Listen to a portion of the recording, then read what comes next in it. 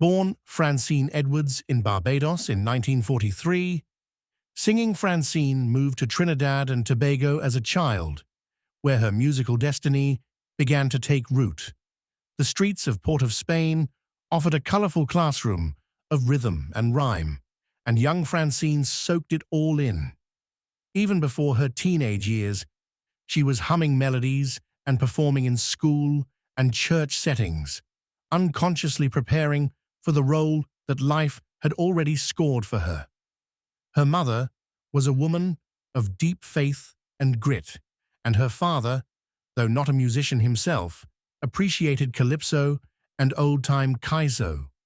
Their humble home often rang with spiritual hymns, folk songs, and the distant echoes of calypso legends like Lord Kitchener and the Mighty Sparrow. Little did they know that their daughter would soon stand alongside such titans, commanding the same reverence. By the late 1960s, Trinidad and Tobago was a bubbling pot of political discourse, cultural pride, and musical innovation. Calypso wasn't just entertainment. It was a commentary, a weapon of resistance, a love letter to the people. Into this scene stepped Francine Edwards, reinvented as Singing Francine.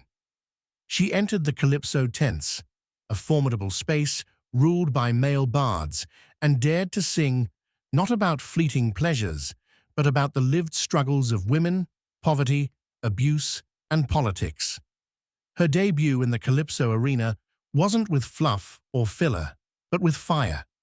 Francine's voice was not just melodic, it was maternal, defiant, and soaked in truth. In a society grappling with post-colonial transformation and gender biases, her presence alone was revolutionary. Her breakout hit, Runaway, brought the plight of abused women to the forefront, shaking audiences and critics alike. She didn't just sing songs, she offered societal reflections with a tune and a truth that couldn't be ignored. Calypso Queen, climbing to the summit. By the 1970s, Singing Francine was a household name.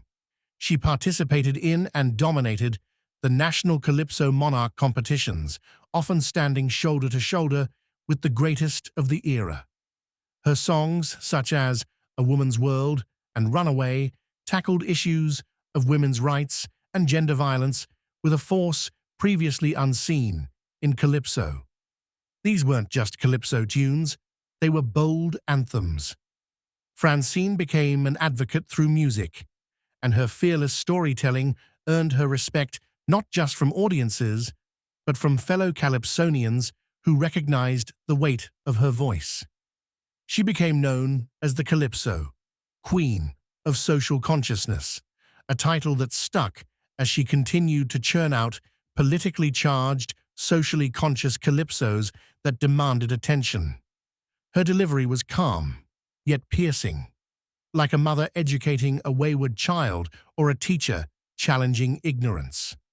Though she never officially won the Calypso Monarch title, many argue that Singing Francine was a monarch in her own right, crowned by the people, respected by peers, and adored by women who finally heard their struggles sung in the spotlight. Love and life behind the stage. The private Francine.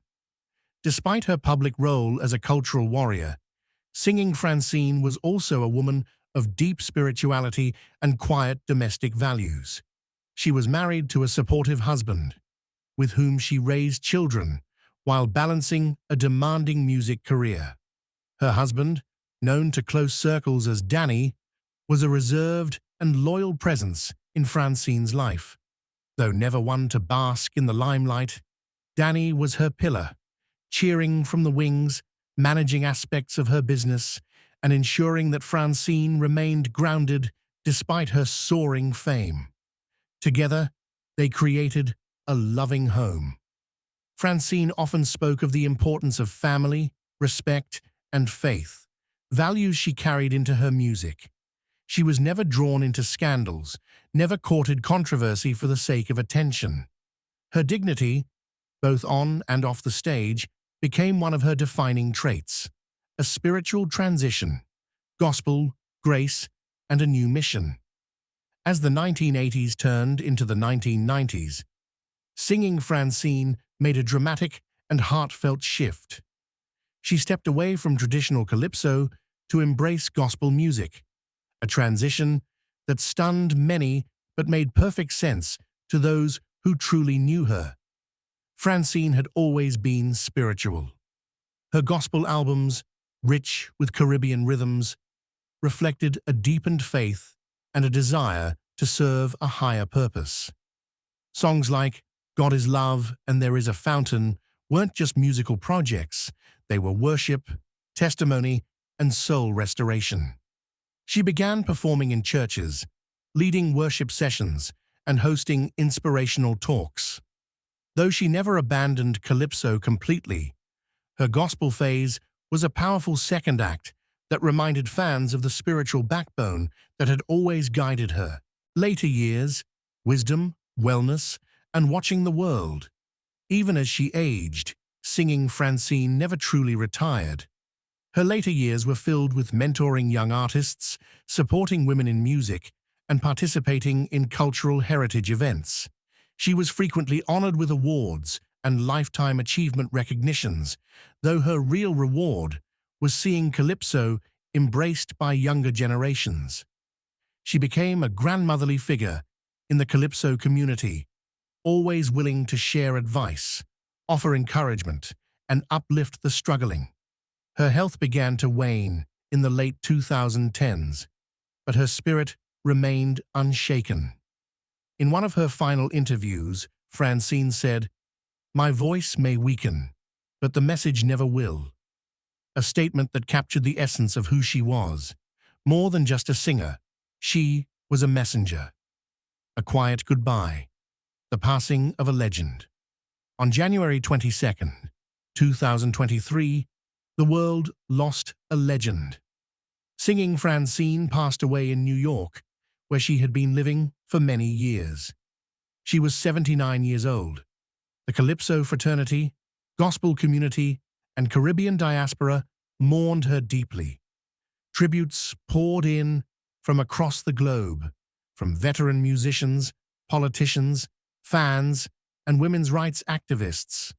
Her music had not just entertained, it had changed lives.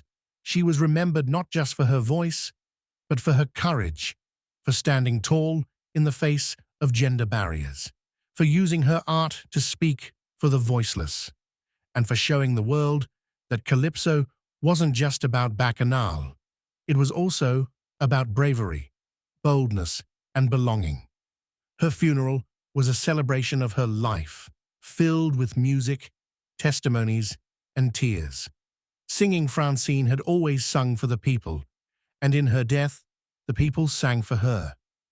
Today, Singing Francine is more than just a name in calypso history.